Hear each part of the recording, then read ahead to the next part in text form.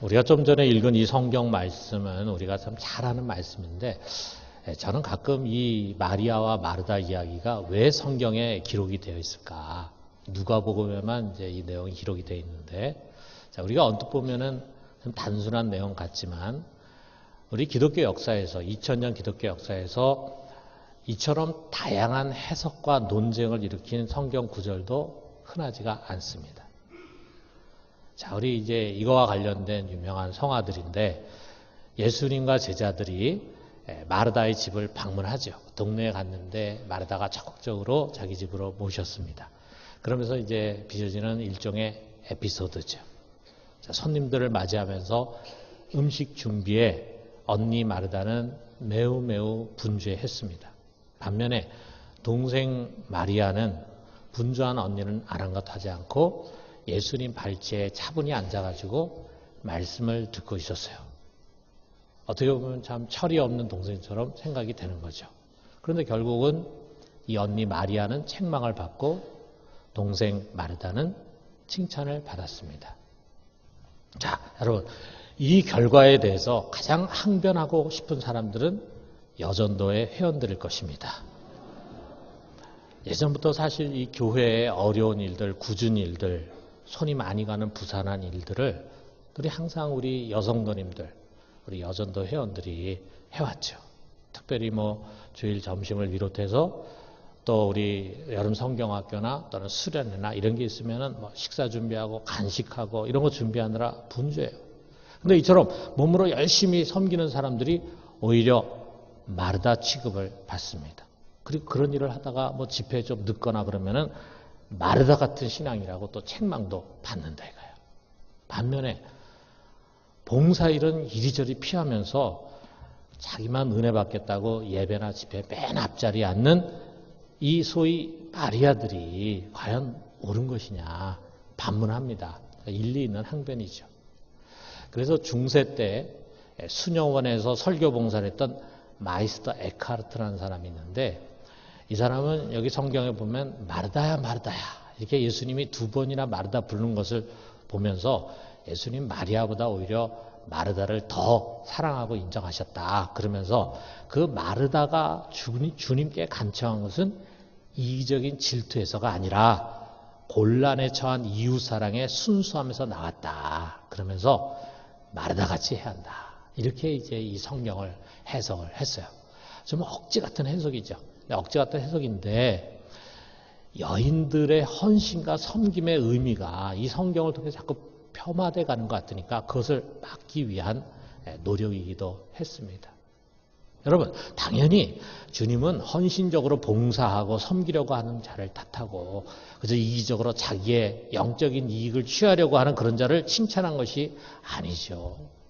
이 말씀은 그런 의미가 아니죠. 자, 그렇다면은 정말 이 마르다와 마리아가 우리들에게 주는 교훈은 무엇인가? 옛날 교부 중에 이제 오리겐이라는 사람이 있는데요.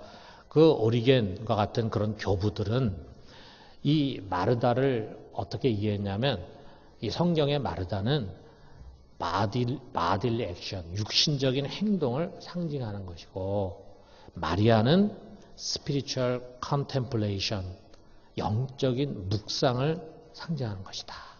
그러면서 주님께서 마르다가 아니라 마리아를 칭찬한 것은 행동보다도 묵상이 더 높은 차원이기 때문이다. 우리가 더 추구해야 할 것은 행동이 아니라 묵상이다. 자, 이렇게 이제 해석을 했어요. 자, 그런데 우리가 이제 종교개혁 500주년 집회를 갔는데 종교개혁을 시작한 마틴 루터가 이 부분에서는 오히려 올바른 해석을 했다고 할 수 있습니다. 루터는 이런 교부들의 수도원적인 묵상에 대한 찬양을 거부했어요. 그러면서 마르다는 무엇을 의미하느냐? 자신의 행위와 노력으로 의롭다함을 받으려고 하는 그릇된 신앙을 상징하는 것이다. 그러면서 교회는 마리아와 같이 하나님의 말씀을 듣는 신앙으로 돌아가야 된다. 이렇게 강조를 했습니다. 이 루터의 해석이 일리가 있는 것 같아요. 그래서 이 루터의 해석을 중심으로 우리가 아마 2가지를 좀 생각했으면 좋겠어요. 첫째로 뭐냐면 신앙은 하나님을 섬기는 데서 시작되는 것이 아니다라고 하는 것입니다. 여러분, 마르다는요, 정말 예수님을 잘 섬기려고 했던 것 같아요. 자기네 집에 모셨는데 기왕이면은 좀 맛있는 음식을 좀 많이 대접했으면 좋겠다. 배불리 드시는 것이 그분을 기쁘시게 하는 일이다. 이렇게 생각을 하고 열심히 이제 준비를 하는 겁니다. 주님을 섬기려고 하는 거죠. 여러분, 당연히 우리는 주님을 섬겨야 합니다. 그는 섬김 받기에 합당하신 분이에요. 그가 누굽니까? 그는 크고 위대하신 분이고 만왕의 왕이고 만군의 하나님이 되신 분이에요. 그렇기 때문에 피조물이 된 우리들은 마땅히 그분을 예배해야 합니다. 예배라는 게 뭡니까? 서비스잖아요. 하나님을 섬기는 것입니다. 또 우리가 물질로 그분을 섬겨야 합니다. 우리는 그분 앞에 나갈 때 빈손으로 나가서는 안 됩니다. 항상 정성과 사랑을 담은 물질을 그분께 헌금으로 드릴 줄 알아야 돼요. 더더구나 시간을 그분께 드려서 주의 일을 감당해야 합니다. 또 우리의 삶의 자리에서 말씀대로 순종해서 선을 행하고 그래서 그것을 통해서 주님께 영광 돌려드리는 그런 삶을 살아야 합니다. 여러분, 이거 다 중요하죠. 그러나 이것이 우선이 아니라 이거예요. 신앙은 여기서 시작되는 것이 아닙니다. 만약에 신앙이 여기서 시작되는 것이면요, 그것은 일반 종교와 다를 바가 없어요. 여러분, 일반 종교의 공통점이 뭡니까? 정성을 다해서 신을 모시잖아요. 제물을 드리기도 하고 또 3,000배를 올리기도 하고 또 심지어는 고행을 하기도 해요. 자기 몸에게 학대를 하면서까지 자기 정성을 좀 신에게 보이고 싶은 거예요. 그들 속에는 신에 대한 두려움이 있습니다. 그래서 신의 노여움을 풀고 신을 정성으로 감동시키려고 하는 거예요. 자, 여러분, 이런 것들은요, 다 나에게서 시작이 되는 것입니다. 내가 노력하고 내가 절제하고 내가 헌신하는 것입니다. 근데 이렇게 나에게서 시작되면요, 결국 자기 의지를 가지고 하게 되고 그리고 결국에 가서는 자기의 의를 이루게 되는 거예요. 우리가 이런 것을 율법적인 신앙이라고 말합니다. 그리고 그런 신앙 속에는요, 기쁨과 평안이 없습니다. 오늘 우리가 이 마르다의 모습에서 그것을 볼 수 있잖아요. 그녀는 잘하려고 노력하는 거죠. 많은 음식으로 대접을 잘하고 싶은 거죠. 뜻은 좋을지 모르지만 현실이 따라주지 않습니다. 자, 우리 자매님들 손님 접대 많이 해보셨겠지만, 자, 기다리는 사람을 놓고 음식을 준비하는 거 참 어렵죠. 마음이 조급해져요. 마음이 조급.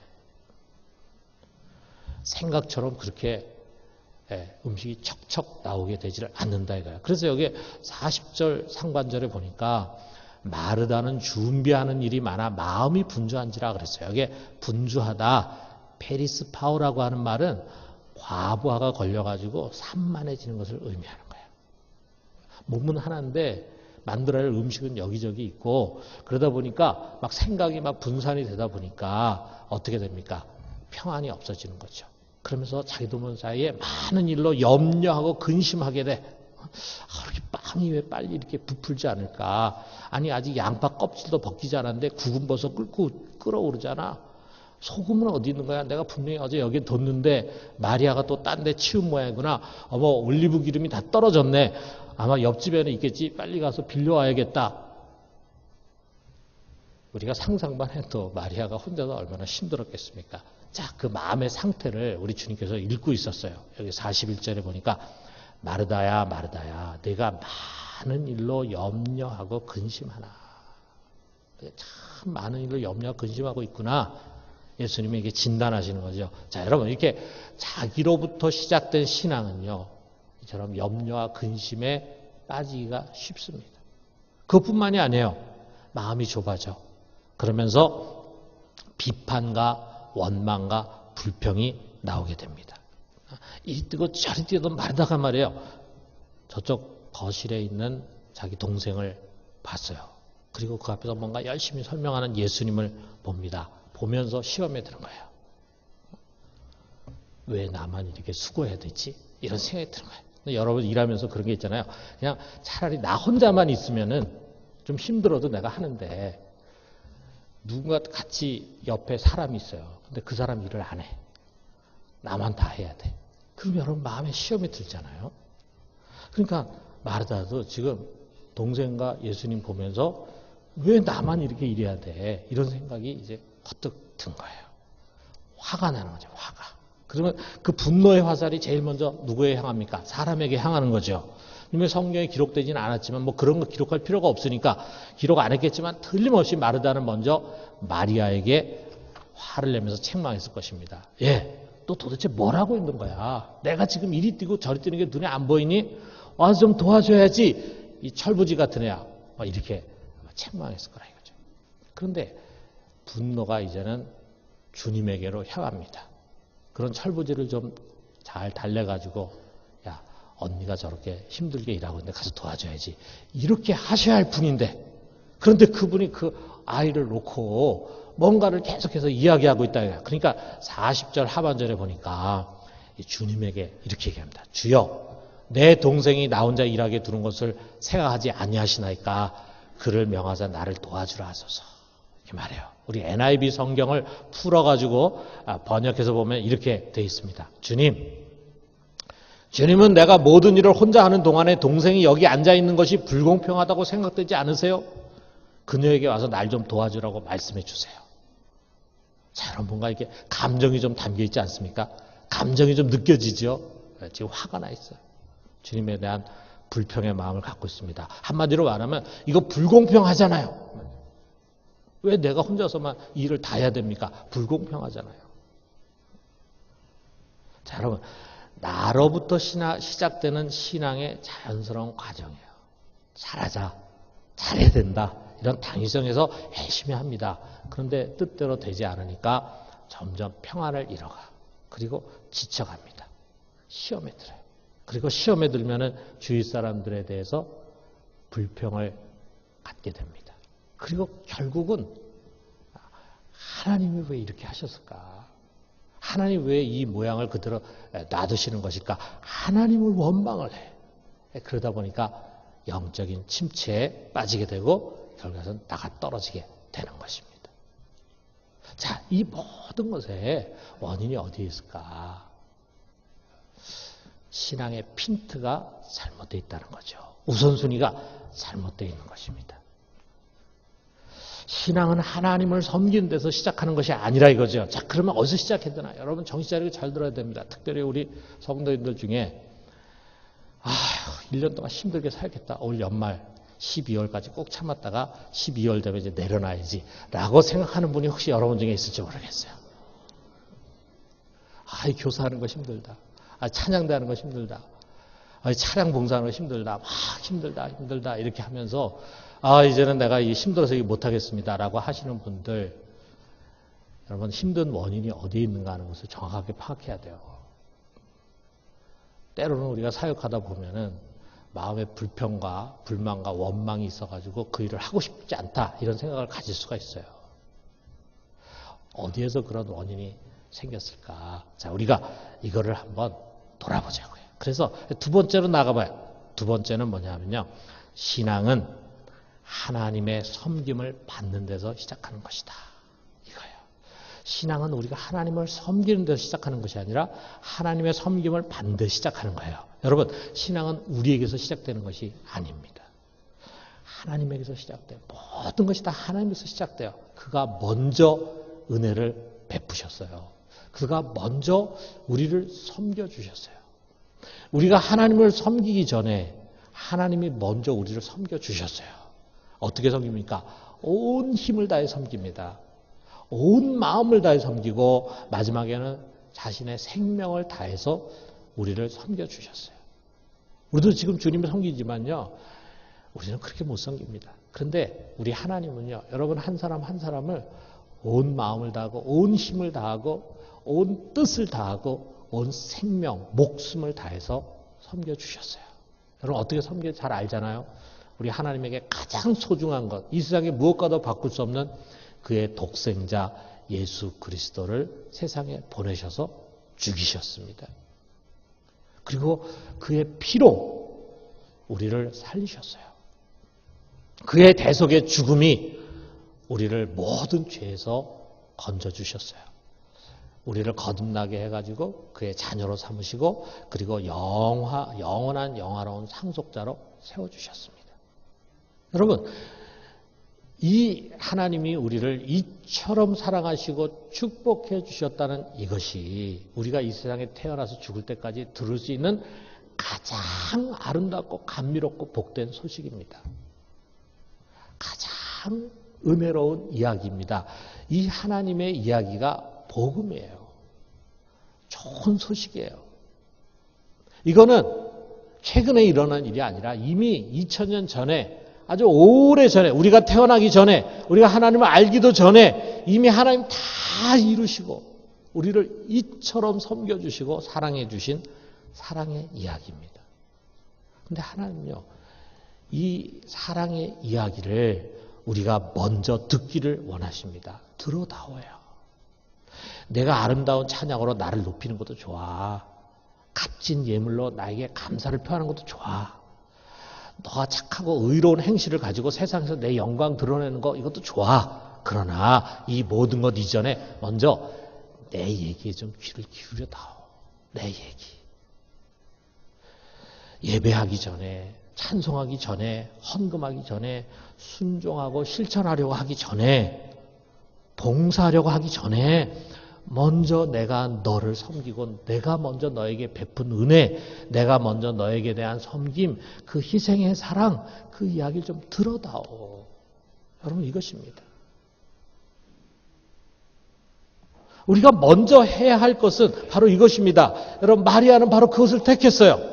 그녀는 이것이 주님이 가장 기뻐하는 것이라는 것을 알았어요.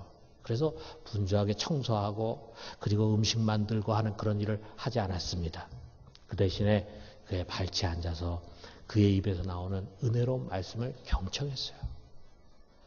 주님 마르다에게 이렇게 말씀하십니다. 42절에 보니까 몇 가지만 하든지 혹은 한 가지만이라도 족하니라. 마리아는 이 좋은 편을 택하였으니 빼앗기지 아니하리라. 주님 마리아가 택한 것은 좋은 편이라고 그랬어요. 이 좋은 편은 어떤 편입니까? 우리 주님의 뜻, 주님의 마음과 합한 것입니다.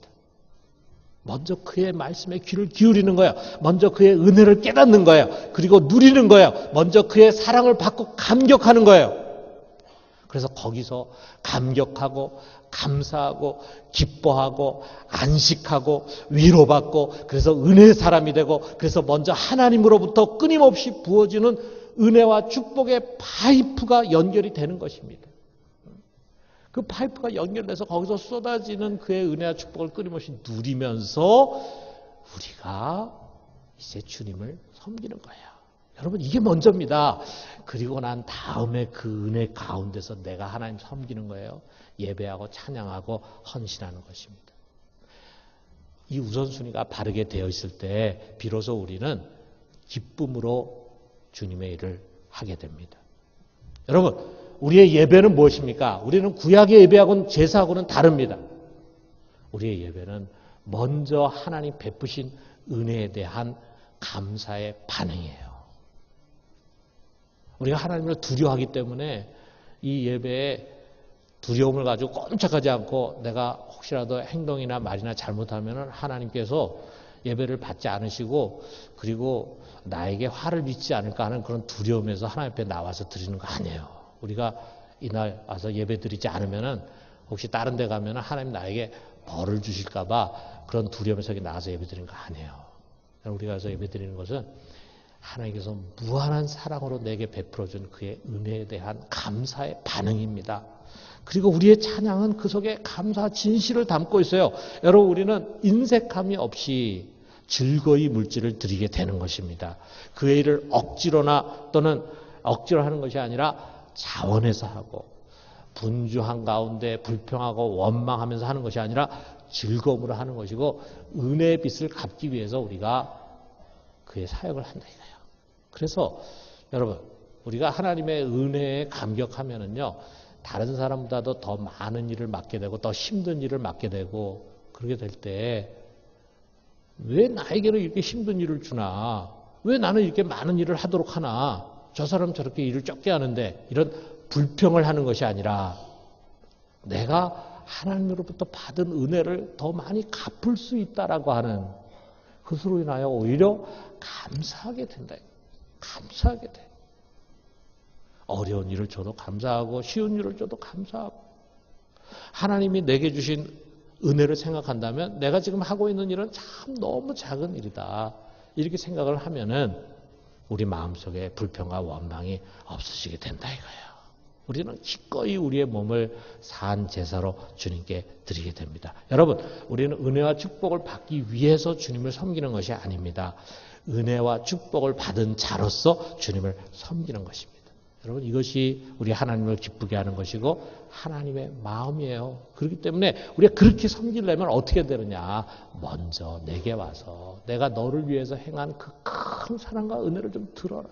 듣고 거기에 좀 푹 빠지고 그리고 그것으로 마음의 평안과 위로를 얻고 새 힘을 얻어라. 그리고 그 일을 해라. 이것이 주님의 뜻이라 이거예요. 여러분, 우리 마지막으로 이런 걸 좀 생각해 봐요. 신앙이라는 것은요, 내 마음대로, 내가 옳다고 하는 대로, 내 방식대로, 내 편한 대로 하는 것이 아닙니다. 그것은 종교 행위예요. 신앙은 나의 신앙의 대상이 되는 하나님이 무엇을 원하는지 하나님의 마음과 뜻을 끊임없이 헤아리는 거예요. 그래서 그 하나님의 눈높이로 우리가 올라가는 거예요. 그래서 그분을 기쁘시게 해드리려고 노력하는 거예요. 그것이 우리의 참된 신앙입니다. 얼마 전에 우리 집사람하고 제가 이제 백화점에 들려서 거기서 이제 식사를 했어요. 그리고 식사하고 난 다음에 거기 백화점에 있는 서점에 들렸어요. 근데 보통 저는 이제 책을 인터넷으로 주문을 하기 때문에 서점에 갈 일이 별로 없었어요. 그래서 한동안 제가 서점에 못 갔는데 그날은 이제 일부러 책 살 것이 있어서 간 것이 아니고 이제 식사를 했으니까 좀 다니면서 좀 소화도 시킬 겸 해가지고 하다 보니까 마침 서점이 눈에 띄어가지고 그 안에 들어갔어요. 오래간만에 들어갔습니다. 그런데 깜짝 놀랐어요. 옛날 서점이 아니에요. 옛날 서점은 그냥 책을 파는 서점이었는데 들어가 보니까 아예 거기서 책을 읽을 수 있도록 도서관 같은 시설을 마련을 했어요. 막 소파도 고급 소파를 다 하니까 사람들이 그 고급 소파에 앉아가지고 편안하게 책을 읽고 있습니다. 그 책은 다 거기 꽂혀 있는 책들이죠. 그걸 빼가지고 편안하게 그 책을 읽고 있어요. 더구나 그 서점 안에 좋은 커피점이 있어. 깜짝 놀랐어요. 서점 안에 커피점이 있는데 그냥 허스름한 커피점이 아니라 아주 좋은 그런 커피점이 있어요. 그래서 이제 우리 집사람하고 저는 커피를 시켜가지고 그걸 마시면서 이제 우리가 고른 책을 들쩍들쩍 거리면서 봤습니다. 그리고 우리가 얻은 결론이 뭐냐면 우리 다음에 시간 나면 또 오자 이거예요. 다음에 또 오자야. 야, 이게 서점이 이런 줄 몰랐다. 옛날 서점 생각하니까 여러분 옛날 서점 가보면은 그냥 책들만 빼백하게 있고 그래서 거기에 들어갔다가 나오면 막 너무 피곤해. 그런데 여기는 편안하게 앉아서 쉴 수 있는 공간이에요. 그래서 결국에 나중에는 보니까 책도 몇 권 사가지고 나오게 되더라고. 그러니까 이 서점은요, 고객의 마음을 읽은 것입니다. 그날 저는 그 서점에 제 마음을 빼앗겼습니다. 제 눈높이로 딱 내려와가지고, 정말 이게 참 좋은 서점이다. 라는 생각이 들어서 다음에 또 와야지. 책도 사고 또 다음에 와야 되겠다는 생각까지 들게끔 나의 눈높이로 내려와 줬어요. 내 마음을 읽은 것입니다. 여러분, 세일즈에 성공하는 분이 비결을 말합니다. 다른 것 없습니다. 먼저 소비자의 마음을 생각하는 것입니다. 맞는 말이죠. 여러분, 고객의 마음을 읽는 기술이라고 하는 책이 몇 년 전에 나왔는데 거기 보면 이런 질문이 먼저 던져져요. 당신 세일즈맨, 당신은 고객이 찾는 바로 그런 사람인가? 물건만 팔려고 하는 것이 아니라 정말 고객이 찾는 바로 그런 사람인가? 당신은 고객의 마음을 읽고 있는가? 그게 세일즈의 성공을 좌우하는 것이라 이거예요. 여러분, 신앙생활도 마찬가지입니다. 여러분, 여기서 마리아와 마르다의 차이는 무엇입니까? 마리아는 주님의 마음을 읽었습니다. 그는 주님이 무엇을 기뻐하고 좋아하시는지를 알고 그대로 했어요. 여러분, 우리가 한번 생각해 보면 주님께서는 수많은 말씀을 가지고 세상에 오셨잖아요. 그런데 그가 말씀을 전할 때 어떤 사람들은 그냥 흘러버려요. 자기 좋은 것만 취해요. 어떤 사람들은 꼬투리 잡아가지고 비방하려고 합니다. 바리새인과 서기관들 이런 사람들은 얼마나 피곤해요. 여러분도 여러분의 말 꼬투리 잡고 여러분의 말을 별로 시답지 않게 생각하는 사람들 앞에서 이야기하려면은 참 피곤하잖아요. 그런데 자신이 갖고 있는 그 내용을 다 받아들이려고 귀를 쫑긋 세우고 경청하고 이분 속에 뭔가 좋은 것이 있는데 내가 그걸 좀 받고 싶다. 이런 마음을 가지고 앉아있는 사람 앞에서 말하는 것은요. 내가 치료가 돼. 내가. 그 시간이 내가 행복해. 내가 행복해. 제가 설교하면서 제일 힘들었던 데가 어디냐면은 어느 대학교, 의과 대학교 또는 어느 큰 대학교 채플에 가서 설교를 하는데 저는 열심히 준비했어요. 정말 수준 높은 설교를 준비해가지고 갔는데 애들이 들으려고 하질 않아.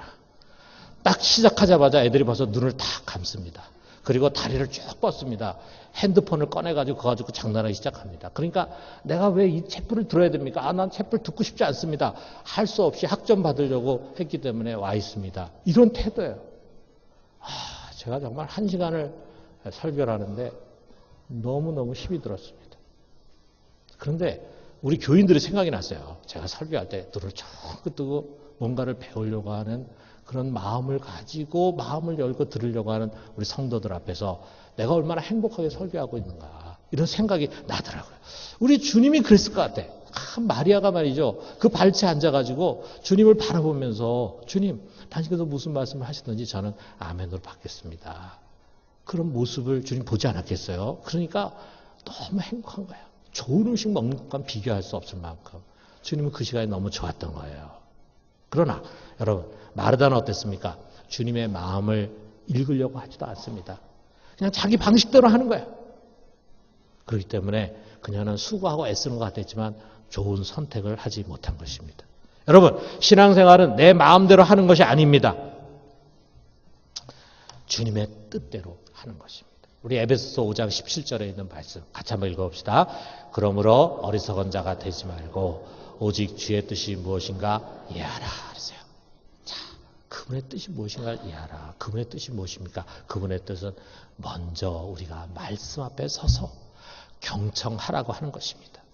먼저 배우라고 하는 것입니다. 먼저 은혜의 사람이 되라고 하는 것입니다. 먼저 하나님이 계시한 이 엄청난 복음을 많이 받아들이고 그 복음 속에 담겨있는 하나님의 은혜를 깨닫고 그것을 누리라고 하는 것입니다. 여러분 오늘 제자훈련생, 사역훈련생 우리 수료식 가졌는데 우리 제자훈련, 사역훈련 다 마찬가지예요. 이 우선순위를 회복하는 훈련이에요. 여러분 오늘 우리가 가을 사랑 축제를 시작하는데 이것도 바로 그것을 위한 것입니다. 여러분 혹시 마르다와 같이 나로부터 시작했기 때문에 분주하고 산만하고 마음이 흩어져 있고 이런저런 사역을 하다 보니까 지치고 피곤하고 시험에 들어있지는 않습니까? 여러분 우리 마리아와 같이 이제 다시 말씀 앞으로 돌아옵시다. 우리 생각을 내려놓고 우리가 하나님의 생각에 한번 집중해 봐요. 하나님께서 귀한 말씀을 통해서 나에게 무엇을 깨닫게 하려고 하시는가? 무엇을 들려주려고 하시는가? 지금 나 자신 속에 문제가 되고 있는 것은 무엇인가? 무엇을 치료해 주려고 하시는가? 나에게 어떤 삶의 방향을 열어주려고 하시는가? 여러분 우리가 한번 기대해 봅시다. 그런 가운데 말씀 듣고 큰 은혜를 체험하는 우리 모두가 되기를 주님의 이름으로 축원합니다.